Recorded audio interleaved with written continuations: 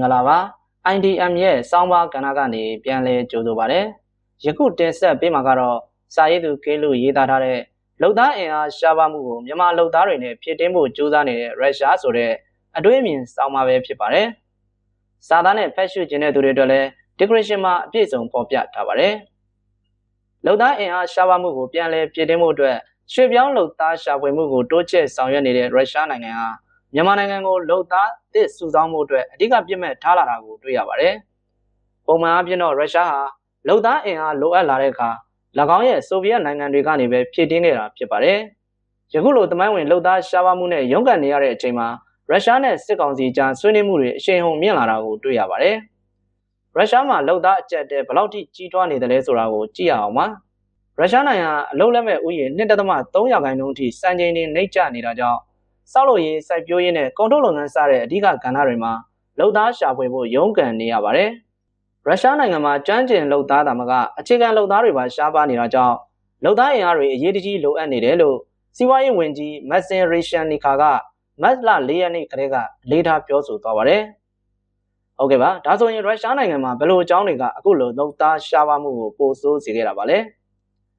2022ခုနှစ်ရုရှားကယူကရိန်းကျူးကျော်စစ်ကိုဆင်နွှဲပြီးတဲ့နောက်ယူကရိန်းစစ်ပွဲအတွက်လူငယ်တွေကိုစစ်မှုထမ်းဖို့ပုံစံမျိုးမျိုးနဲ့ဆွဲဆောင်ခဲ့ပါတယ်။စစ်မှုထမ်းမဲ့သူတွေကိုလစာပြည့်ဒေါ်လာ2000ကျော်ပေးတယ်လို့အချို့အစီရင်ခံစာတွေမှာဖော်ပြပါတယ်။အဆိုပါငွေပမာဏဟာတာမန်ပြည်သူတဦးရဲ့လစာတက်များစွာကွာခြားပါတယ်။ဒါတောင်တခြားခံစား권တွေမပါသေးဘူးလို့ဆိုပါတယ်။ဒါကြောင့်လည်းလူငယ်အတော်များများကစစ်မှုထမ်းတွေကိုဝင်ခဲ့ကြပါတယ်။နောက်ပိုင်းမှာလိုအပ်ချက်တွေအရအတင်းအဓမ္မစစ်သားစုဆောင်းတာတွေကိုလည်းရုရှားအာဏာပိုင်တွေကပြုလုပ်လာပါတယ်။အဲဒါကြောင့်စစ်မှုမထမ်းလို့တဲ့ရုရှားနိုင်ငံသားတွေဟာတခြားနိုင်ငံကိုအုပ်စုလိုက်ထွက်ပြေးခဲ့ကြပါတယ်။ဒါ့အပြင်ရုရှားဟာသူ့ရဲ့ပင်မရွှေပြောင်းလုပ်သားအရင်းမြစ်နိုင်ငံတစ်ခုဖြစ်တဲ့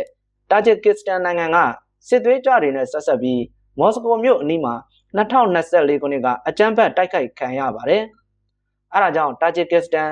၊ဥဇဘက်ကစ္စတန်စတဲ့အရှေ့အလယ်ပိုင်းဒေသနိုင်ငံတွေကနေရွှေပြောင်းလုပ်သားခေါ်ယူတာတွေကိုရပ်ဆိုင်းခဲ့ပါတယ်။အဆိုပါအကြောင်းတွေကြောင့်ပဲရုရှားနိုင်ငံဟာလုံသားရှားပါးပြက်လက်မှုကိုပုံမဆိုးဝါးစေခဲ့တာဖြစ်ပါတယ်။လုံသားရှားပါးပြက်လက်လာတာကိုဖြစ်တင်းတဲ့အနေနဲ့ရုရှားနိုင်ငံဟာမြန်မာနိုင်ငံနဲ့စစ်ဆက်ညှိနှိုင်းမှုတွေစတင်လာတာကိုတွေ့ရပါတယ်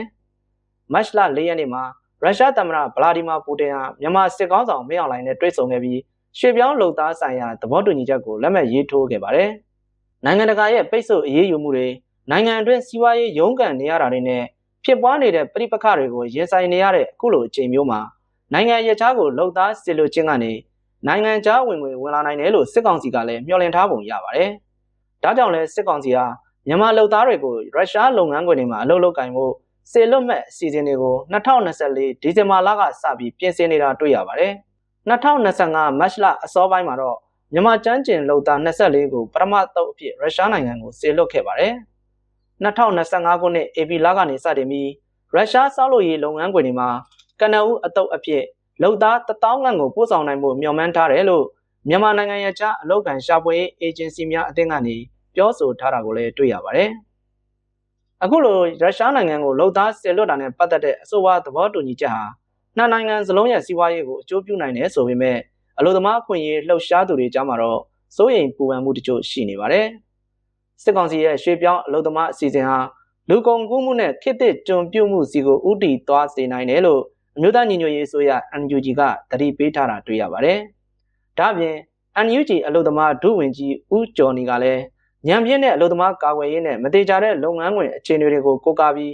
အဆိုပါသဘောတူညီချက်တွေအတိုင်းရုရှားမှာရွှေပြောင်းလုပ်သားဖြစ်အလုပ်မလုပ်ဖို့မြန်မာနိုင်ငံသားတွေကိုအကြံပြုထားပါတယ်။အခုလိုအငြင်းပွားမှုတွေရှိနေတယ်ဆိုပေမဲ့ရုရှားနိုင်ငံဟာသူ့နိုင်ငံထဲမှာအလုပ်လုပ်ကင်ဖို့ရွှေပြောင်းလုပ်သားရနိုင်တဲ့နိုင်ငံတွေကိုတိုးချဲ့နေတာကတော့သူ့ရဲ့စီးပွားရေးစိန်ခေါ်မှုတွေကိုကင်တွယ်ဖြေရှင်းတဲ့နေရာမှာဗျူဟာမြောက်ပြောင်းလဲမှုတစ်ခုဖြစ်အချက်ပြလိုက်တာဖြစ်ပါတယ်။မြန်မာနိုင်ငံအတွက်ကတော့အဆိုပါအစီအစဉ်ဟာစာဝင်နေရေးရုန်းကန်နေရတဲ့မိသားစုတွေအတွက်ပြည်လည်နိုင်စရာရှိတယ်ဆိုပေမဲ့ပြည်ပမှာမတေချာမရေရာမှုတွေနဲ့ခက်ခဲကြမ်းတမ်းတဲ့အခြေအနေတွေကြုံတွေ့နိုင်တဲ့အပြင်လုပ်သားတွေအတွက်စရိတ်စကားကလည်းအတော်များများကုန်ကျနိုင်ခြေရှိပါတယ်။စာရေးသူခေလူရဲ့လုံသားအင်အားရှားပါမှုကိုမြန်မာလုံသားတွေနဲ့ပြည်တင်းမှုစူးစမ်းနေတဲ့ရုရှားဆိုတဲ့အတွေ့အမြင်ဆောင်းပါးကိုကျွန်တော်မြတ်သူမှတင်ဆက်ပေးခဲ့တာဖြစ်ပါတယ်။ကြည့်ရှုသူပရိသတ်တွေရဲ့အသွေးမြင်ကိုလည်း comment မှာဝင်ရောက်ဆွေးနွေးဖို့ကိုလည်းလေးစားစွာတောင်းဆိုပါတယ်။ အခုလိုအဆုံးထိနားထောင်ပေးတဲ့အတွက်ကျေးဇူးတင်ပါတယ်